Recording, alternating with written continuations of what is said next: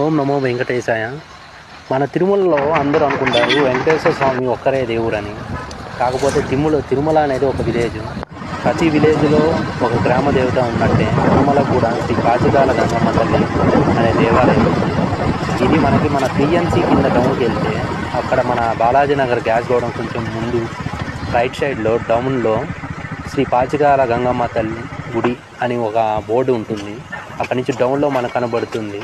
కిందకి అలా వెళ్తే మన గోగర్భం నుంచి వచ్చే వాటర్ ఆ అంచున్నే ఆనుకొని గంగమ్మ తల్లి దేవాలయం ఉంటుంది.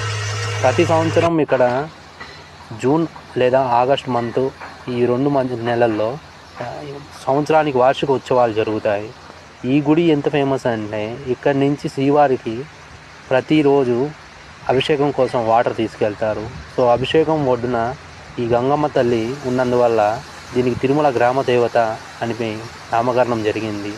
ఈ గుడి ఎంతో పవిత్రమైనది మరియు చాలా పవర్ఫుల్ అయిన ఈ తిరుపతిని కాపాడుతూ ఎన్నో ఏళ్ళ నుంచి ఇక్కడ